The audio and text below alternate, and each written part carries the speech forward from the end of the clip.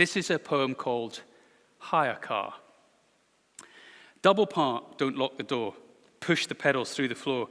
Give it loads and then some more. It's a hire car, baby. Grip the stick and grind the gears. Watch the distance disappear. Never yours in 1,000 years. It's a hire car, baby. Show this motor no respect. Bump it, dump it, call, collect. What else do the firm expect? It's a hire car, baby. Pray the person who hired it last didn't drive it quite so fast. Its best days are in the past. It's a hire car, baby. Drive the loser anywhere.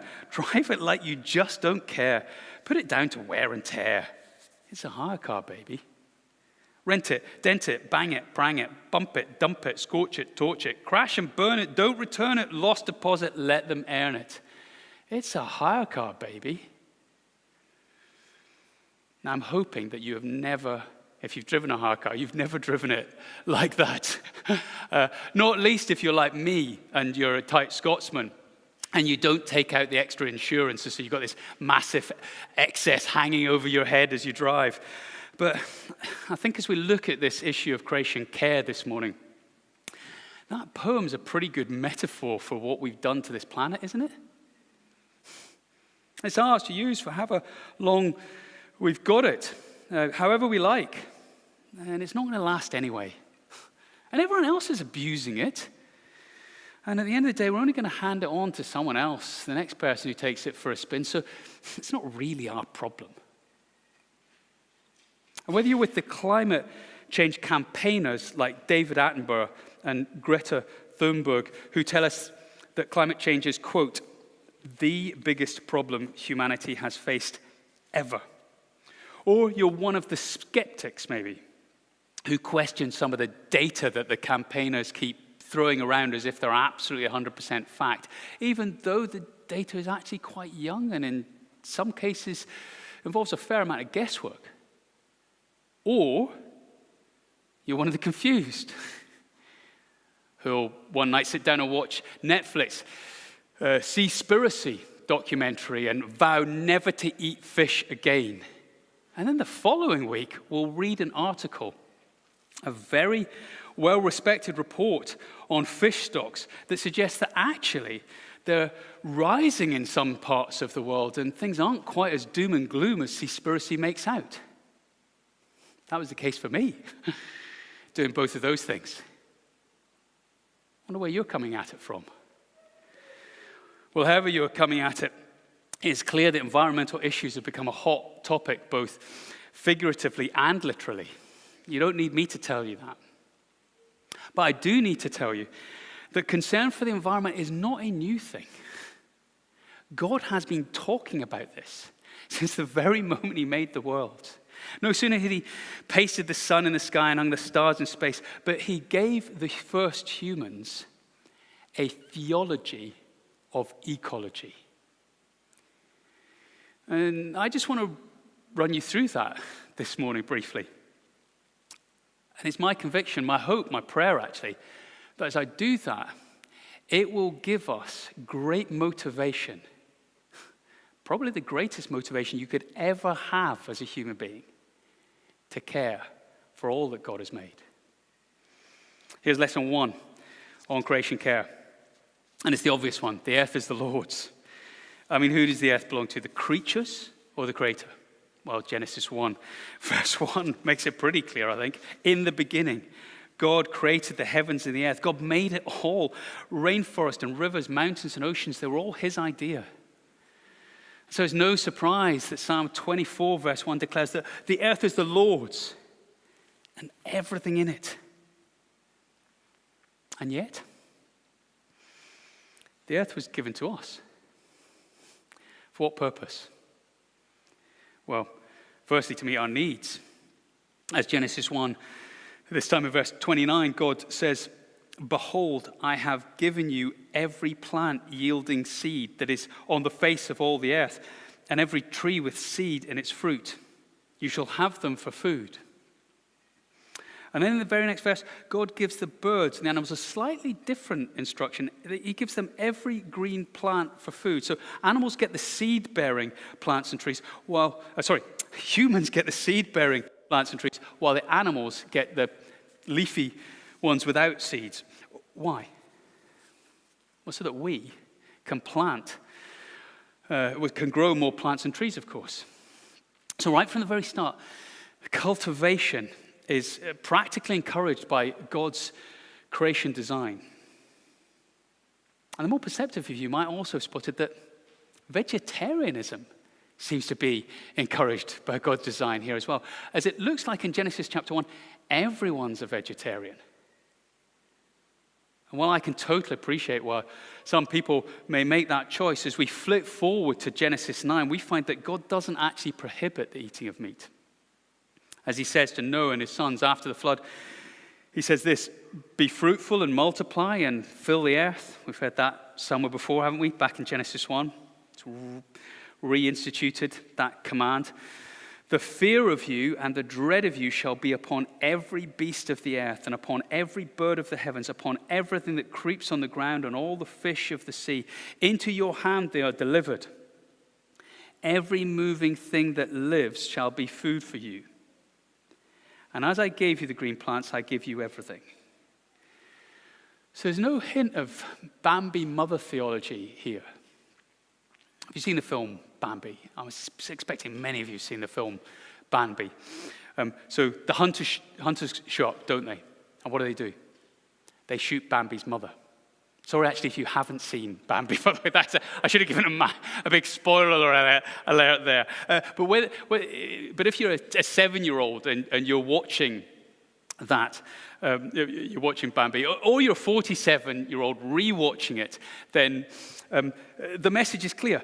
People bad, nature good. Hunters bad, deer good. So we must never hunt or kill animals. But ecological studies have found that if you pursue that kind of philosophy exclusively, then the next thing you know, the deer are starving to death because there's way too many of them and not enough food. And ecological studies have also shown us that there's no one perfect ecological equilibrium. Certainly not one that doesn't involve us, because we're part of nature too. In other words, the romantic idea that nature is good and all culture and cultivation is bad it's a fiction. Whereas what God is saying here in Genesis 9 is actually much more credible and realistic way of doing things and understanding things. God knows what he is doing when he provides for us through the fruit of the earth and the animals. But in doing it, he is also, secondly, calling us to rule over and look after the animals in the earth. So back to Genesis 1, verse 28. God gives the first humans dominion over the fish of the sea and over the birds of the heavens and over every living thing that moves on the earth. We're to have dominion, we're to rule over the world that God has made. And before we get ahead of ourselves, God shows us in the next chapter what that rule should look like. Genesis 2, verse 15, we're told, "The Lord God took the man and put him in the Garden of Eden to work it and keep it." And the Hebrew word for keep there literally means keep clean, guard or preserve. In other words, dominion is not domination. We don't have a license to use our God-given power and authority to oppress the land and the living creatures, or to extract all the natural resources that we might want for our wealth and status and pleasure and comfort. We've been given a sacred responsibility by God to take care of all that he has made. In fact, God takes this issue so seriously that throughout the Old Testament, he gives really, really specific instructions to his people about stewardship of the environment. So Leviticus 25, he basically goes, no soil abuse, right? You give the land a break. You rest it every 7 years. Or Deuteronomy 20, he says to folks who are waging war, besieging a city, don't put an axe to the trees, the fruit-bearing trees. Don't you dare touch them. Even though you're at war, you don't chop them down and use them as a battering ram.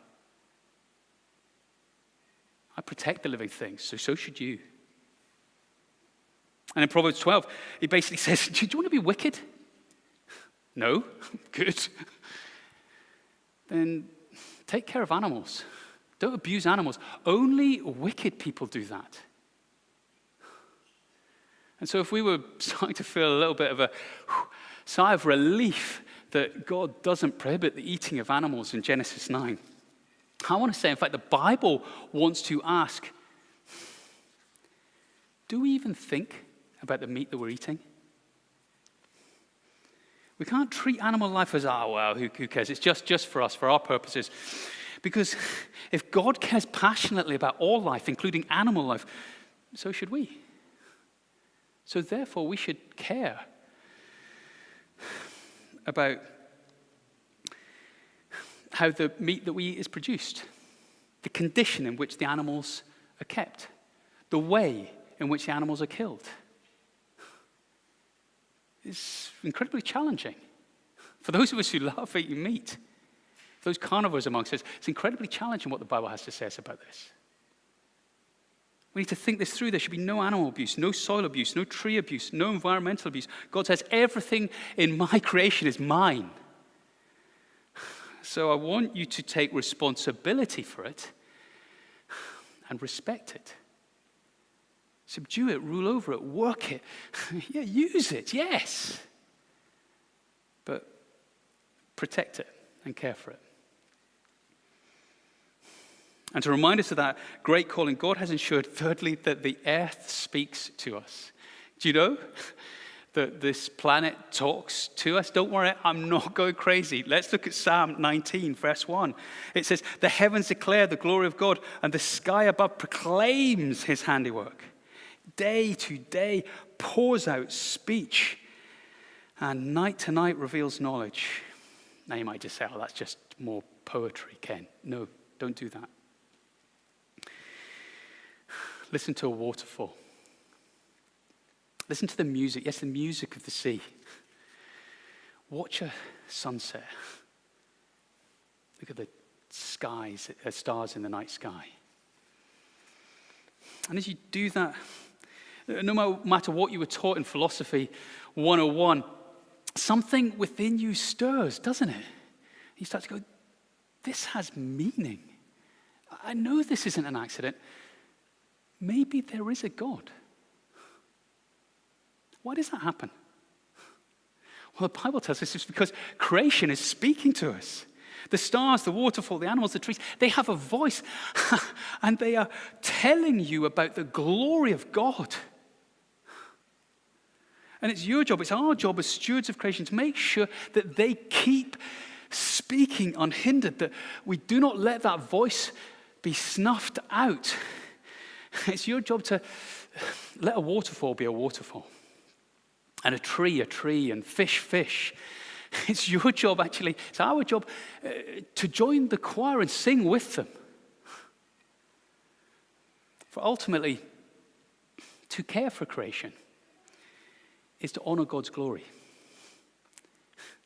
I really want to underline this. I think this is the major motivation for us in this whole area. That's why I'm not bombarding you with statistics. You can go to the internet and find loads of statistics about how bad things are in terms of our world. It's not even why I'm saying, oh, come on, think of the children. Think of your grandchildren. Think of those to come. Leave something good and workable for them. Or even, I'm not even going to think of the developing world. And that is a massive issue. So often, in terms of climate change, it's them that suffer most. Our excesses have massive consequences for the poor. It's always the poor who bear the brunt of things most. And that's a big issue. And do research that more. I wished I could say more about that this morning. Go to Tear Fund's website or Rocha, and you'll find some really great resources to get yourself genned up on that. And I want to encourage you to do that. But I want to say, we should be more motivated than anyone else in the world about this, because to care for creation is to care for God's glory. Nature is speaking to us. Psalm 19, verse 2, about the glory of God. And so therefore not to care. To destroy, waste, pollute, and endanger creation is to diminish God's glory. And not only that, it is to actively work against God's plan for the earth. Because fourthly, God has a great plan for saving the earth. Back to Genesis 9. Sorry about all the flicking about, but we need to try and get the big picture here. God in Genesis 9, he says to Noah and his boys, he says, "Behold, I'm establishing my covenant with you and your offspring after you, and not only with you, not only with the humans, and this covenant is established with every living creature that is with you, the birds, the livestock, and every beast of the earth with you. As many as come out of the ark, it is for every beast of the earth." And not only that, we could read on to verse 13 where God goes further and he puts the first rainbow in the sky and he says, "This is a sign of the covenant between me and the earth." Folks, if you've ever watched a David Attenborough documentary, I suspect many of you have, then you'll know he loves the earth. I mean, I think it's pretty safe to say that David Attenborough loves the earth. But he does not love it nearly as much as God does. God loves this place. He loves everything he's made. And so he has gone as far as making a covenant with the earth. Now, what does that mean? Put this on your tongue. Put this on the tongue of your mind and your heart and roll it about. Chew on it. God never calls anyone into a covenant relationship unless it is a saving relationship. So when God makes a covenant relationship with the Bible, God is saying, you're in trouble. You're in trouble because of evil and of sin. But I am going to step into a relationship with you and I'm going to save you from that sin. So, whose sin is God saving the animals and the physical environment from? I mean, it's not the trees and the bears and the seas sin, is it? We know whose sin it is. And God makes it clear in Genesis 8 when he says to Noah in that chapter, he says, "Never again will I curse the ground because of man. For the intention of man's heart is evil from his youth." See, God is promising to save the world from our sin.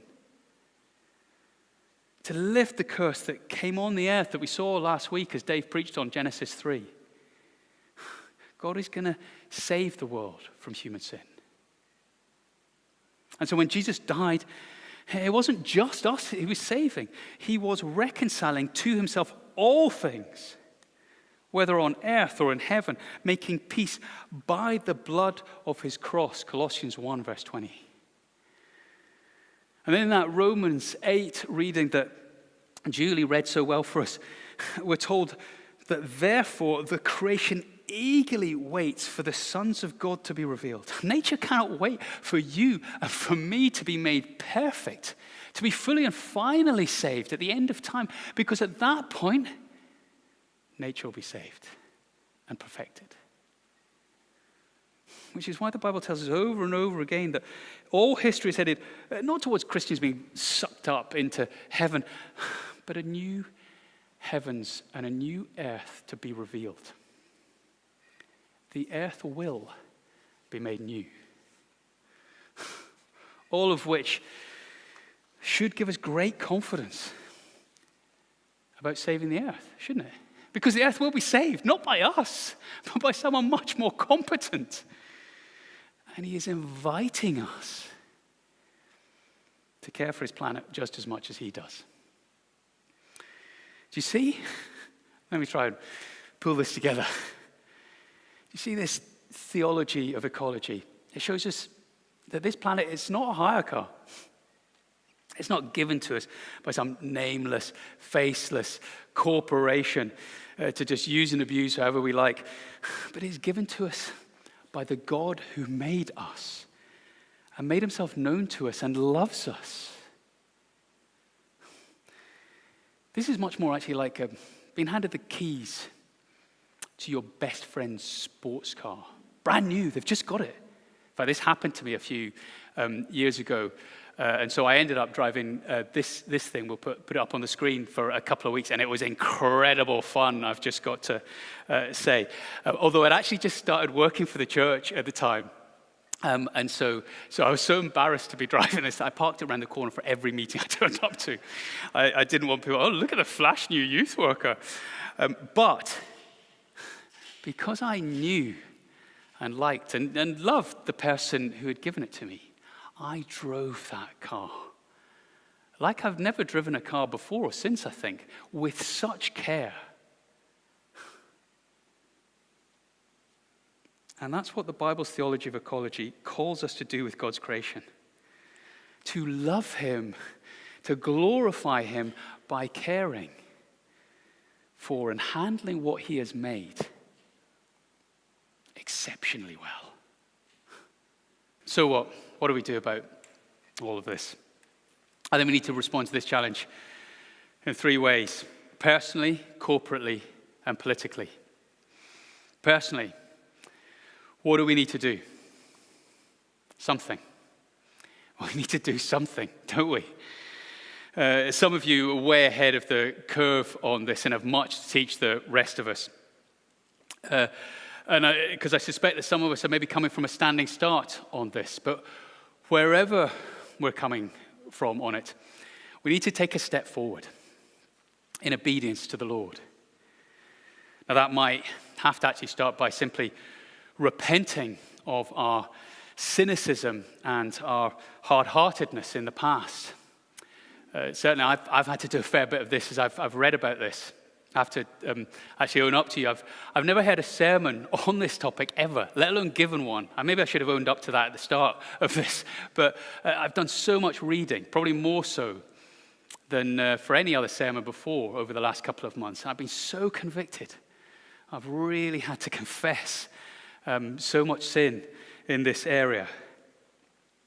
And one of the other things that you find yourself having to do as you start to take this seriously is you balk at some of the challenges that it might involve. The major gains in reducing our personal CO2 emissions are to be had in really costly initiatives, like getting an electric car or changing our boiler or our fridge to an eco-friendly one. But when you think about what this is about the glory of God. And you think of the cost that he paid in order to save us and all creation, the cost of his own son. Folks, we know that doing the right thing, it always involves a cost. Now, not all of us can afford to make such big steps forward, and our problem might be wondering what difference cutting down your meat consumption or turning down your heating or insulating your house so you can turn down your heating, or recycling your rubbish more effectively, or cycling to work, or planting a tree, or breaking off our love affair with single-use plastics. What good might that actually do? What difference would that actually make? It all seems so futile, doesn't it, in the grand scheme of things?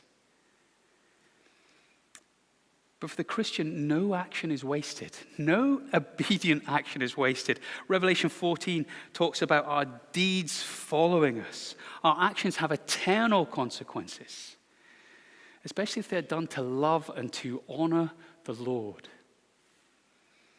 So do something. Make a step forward. Do it today, this week. And let's think about what we can do together corporately. Catherine Hayhoe, the internationally renowned Christian climate scientist, says there's a number of things that we need to do, but number one that we need to do as a church is talk about it.